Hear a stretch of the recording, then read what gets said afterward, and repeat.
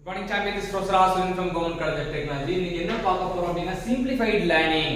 இந்த competitive exam prepare பண்றவங்கலாம் வந்து ரொம்ப ஒரு கன்ஃபியூஸ்ட் ஸ்டேட்டுக்கு இருப்பாங்க. என்ன அப்படின்னா நிறைய படிச்சாதான் போஸ்டிங் வாங்க முடியும், நிறைய நேரம் தான் படிக்கணும், ஒரு 12 மணி நேரம் 16 மணி நேரம் படிக்கணும் அப்பதான் போஸ்டிங் கிடைக்கும், நிறைய நோட்ஸ் படிக்கணும் அப்பதான் போஸ்டிங் கிடைக்கணும். அது வந்து ஒரு மித்து.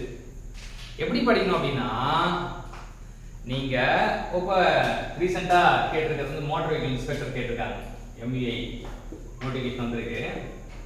ஸோ இதில் பார்த்தீங்கன்னா நமக்கு எப்படின்னா 20 டாபிக் இருக்கு. மெத்தட் ஆஃப் ப்ரிப்பரேஷன் பார்த்தீங்கன்னா 20 டாபிக் வந்து கோர் பேப்பர்லேயே இருக்கு. 20 டாபிக் வந்து கோர் பேப்பர்லேயே இருக்கு. 20 டாபிக் நம்ம ப்ரிப்பேர் பண்ணும்போது காமனாக இருக்க டாபிக்லாம் நம்ம பிரித்து பார்க்கும்போது நமக்கு 20 டாபிக் வந்து மெர்ஜ் ஆகி 14 டாபிக்காக மாறுது. ஸோ 14 டாபிக் நமக்கு கிடைக்குது அப்படின்னு புரிஞ்சுக்கலாம். இந்த 14 டாபிக்கை நம்ம எப்படி ஹேண்டில் பண்றோம், அதுதான் வந்து நம்மளோட கேம். அதான் மெத்தட் ஆஃப் ப்ரிப்பரேஷன். இன்னைக்கு பார்க்க போறது you have to prepare competitive exam with simplified learning அப்படின்றத என்னோட கருத்து.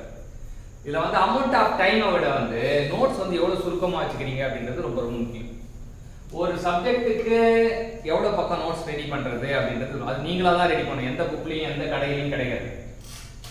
அங்க ப்ரீவியஸ் இயர் கொஸ்டினும் சிலபஸும் previous year question தான் வந்து நம்மளோட ரெண்டு தூண் மாதிரி, 2 pillars for the preparation, syllabusம் previous year questionம். இத வச்சு நம்ம என்ன பண்றது அப்படினு பாத்தீங்கன்னா, அந்த சாயல்ல ஒரு நோட்ஸ் ரெடி பண்ணனும். சோ 14 டாபிக் இருக்கு. இந்த 14 டாபிக்ல வந்து நம்ம 20 டாபிக் தான், 20 டிவிஷனா இருக்கு. 20 டிவிஷன்ல நமக்கு 200 क्वेश्चन வரும், 300 மார்க் வரும். இந்த 300 மார்க்ல நமக்கு ஆல்மோஸ்ட் வந்து இப்போ 200 क्वेश्चन அப்படின்னா 200 क्वेश्चनல 160 क्वेश्चन வந்து ஈஸியா தான் இருக்கும். 40 क्वेश्चन தான் நமக்கு சுத்து காட்டும், நம்மள வந்து குழம்பு வைக்கும். ஸோ 160 क्वेश्चन வந்து சப்ப கேள்வியா தான் இருக்கும். அதெல்லாம் ரொம்ப பிரம்மாண்டமா இருக்காது. நம்ம ரெடி பண்ற நோட்ஸ் வந்து இந்த 160 क्वेश्चन வந்து ரெடி பண்ணலாம். 160 क्वेश्चनனா இட் இஸ் அரௌண்ட் 240 மார்க்ஸ். அது வந்து ரொம்ப ஈஸியாவே ரெடி பண்ணிடலாம். அது வந்து நம்ம எல்லாருமே சேர்ந்து தான் ரெடி பண்ணணும் அப்படின்னு தெரிஞ்சுக்கணும். எத்தனை பேர் ஆஸ்பிரண்ட் இருக்கோமோ எல்லாருமே சேர்ந்து ஒவ்வொரு கொஸ்டினா நம்ம செதுக்கணும். செதுக்கினால் வழிய நம்மளால 240 மார்க்ஸ் எடுக்க முடியாது. அப்புறம் பிளஸ் இந்த 240 கண்டிப்பா என்ஷூர் ஆயிடும். இந்த 40 கொஸ்டின்ல கண்டிப்பா நம்மளால 50% இது பண்ண முடியும். ஸோ அதிகபட்சமா நம்மளால எடுக்க முடிஞ்ச மார்க் 270 மார்க்.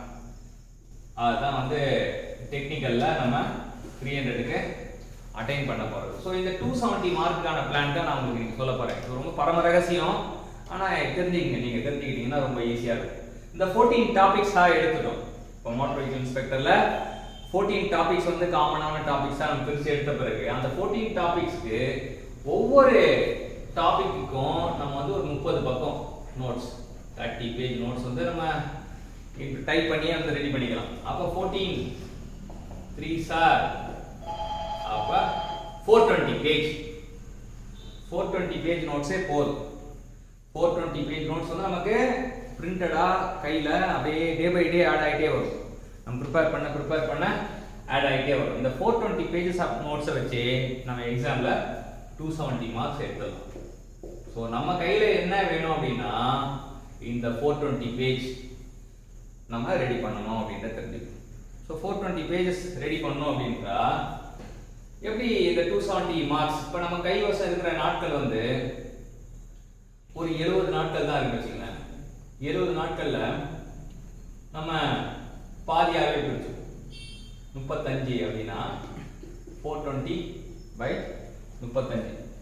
70 நாட்கள் இருக்கு அப்படின்னா 70ல பாதி தான், 70 டேஸ் அவைலபிள்.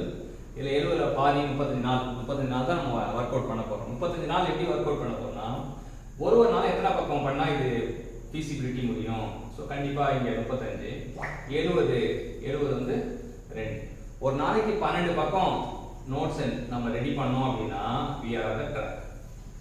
இல்ல ஒரு நாளைக்கு ஒரு சப்ஜெக்டா கடந்து வந்தோம் அப்படின்னா அப்ப 14 நாள்லயே முடியும்.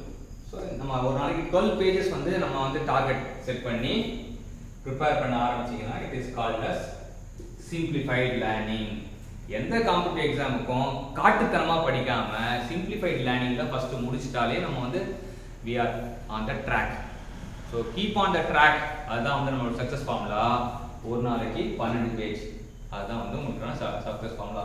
ஸோ சிம்பிளிஃபைட் லேர்னிங்கில் படித்தா நீங்கள் ஒரு நாளைக்கு வந்து எலாபரேட்டாலாம் படிக்கலாம் தேவையில்ல. அந்த 12 பக்கத்தை உருவாக்க வேண்டியது, 12 பக்கத்தை படிக்க வேண்டியது, அந்த 12 பக்கத்துக்கு உண்டான டெஸ்ட்டை வந்து கிரியேட் பண்ணணும். we have to do the creative learning. So quiz எல்லாம் வந்து நம்ம டெலிகிராமில் கிரியேட் பண்ணி ஆடும்போது, டெலிகிராம்னு ஒரு ஆப் இருக்குது, அதில் வந்து கிரியேட் பண்ணி ஆடும்போது ஆட்டோமேட்டிக்காக நம்ம ப்ராக்ரஸ் ஆகிடலாம். ஸோ காம்படிட்டிவ் எக்ஸாம்ன்றது ரொம்ப எளிமையான எக்ஸாம். அதை கற்றுக்கிட்டு ஆடும்போது நம்ம சீக்கிரமாக ஜெயிச்சிடலாம். ஸோ நமக்கு இருக்கிற நாட்கள் 70 நாள் தான் இருக்குது. ப்ரிப்பேர் பண்ணலாமா வேணாமா அப்படி யோசிக்கவே தேவையில்ல. எனக்கு தெரிஞ்சு 30 நாளில் கூட கிராக் பண்ணவங்க உண்டு, 60 நாளில் கூட கிராக் பண்ணவங்க உண்டு. ஸோ நமக்கு இருக்கிறது 70 நாள். ஆட்டோமேட்டிக்காக it is eligible to crack the exam. So யாருமே ஆஸ்பிரண்ட்ஸ் யாருமே பயப்பட தேவையில்ல. எங்கே சிம்பிளிஃபைட் லேர்னிங் உங்களுக்கு இது பண்ணுறாங்க அப்படின்றத புரிஞ்சுங்க, அந்த இடத்துக்கு போய் சேருங்க. சிம்பிளிஃபைட் லேர்னிங்கில் போய் தொட்டிங்க அப்படின்னாலே நீங்கள் உங்களுக்கே ஒவ்வொரு நாள் கான்ஃபிடன்ஸ் இம்ப்ரூவ் ஆகும். ஸோ அந்த கான்ஃபிடன்ஸ் தான் உங்களை இழுத்துக்கிட்டு போகும்.